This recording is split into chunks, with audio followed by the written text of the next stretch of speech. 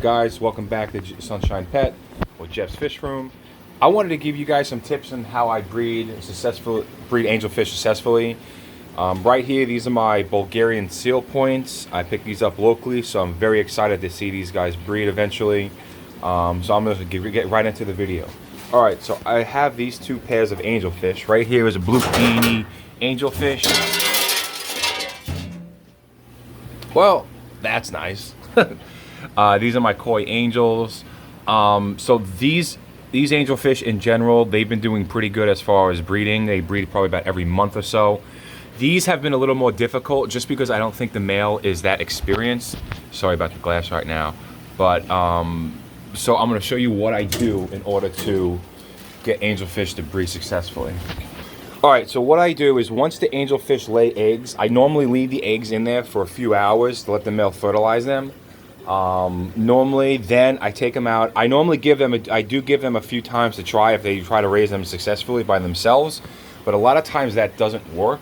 So when I just pull the eggs, I'll put them in here, fill the water up, 80, 82 degrees. I put a heater inside this because I don't wait, because I have a big basement. I don't heat the whole basement. I just heat this particular container. So once I put the heater in there, two things that I found that I have a lot of success rate, and I just fed the baby angels. These are the koi blue and peonies, kois, and I have a bunch of koi in here.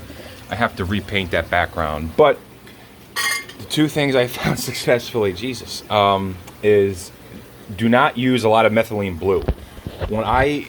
Normally, for me, you want methylene blue to last maybe 2 or 3 days. And once it dissipates, that's a good indicator that I didn't use too much. Once the angelfish are on the breeding slate or whatever you have and they start to wiggle, I would take a turkey baster and then I would go in there and I kind of just start blowing them off like that so they go on the bottom. That way, a lot of times, if you do have fungus eggs, what I found was killing them a lot is they would get stuck to the fungus eggs and they couldn't free swim.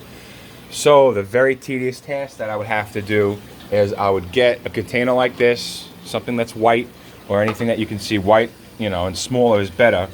Then I would take turkey baster.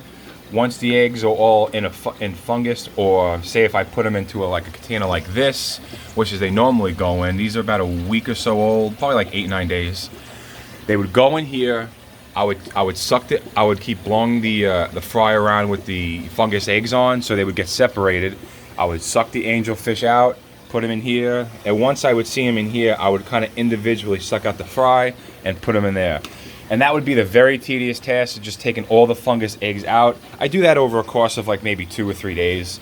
But you want to do it pretty soon just because you don't want any fungus eggs in there. You don't want ammonia spike. This is my one container right now. I have those fry in there.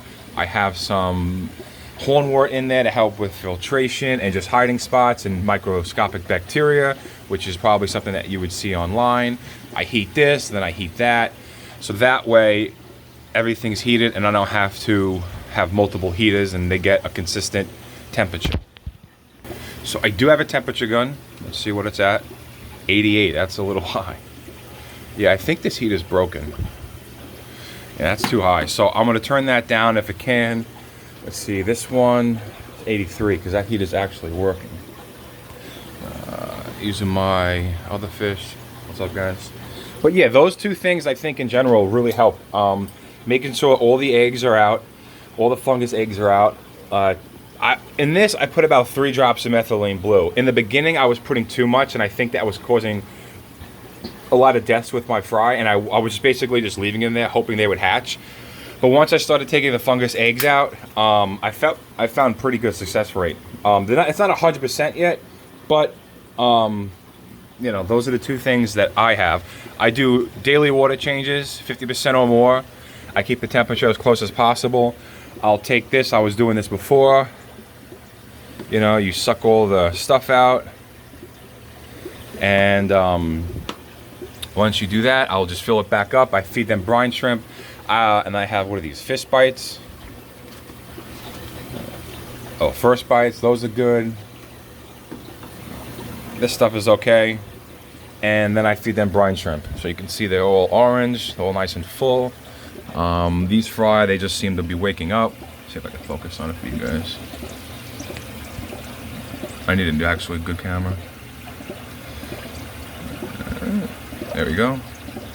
So you can see that some of them, those I'm actually really excited about to see what they come with.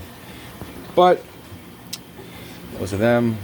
Oh, that's it. If you guys have any other questions, like and subscribe. Hopefully one of these tips at least help you to have some success rate.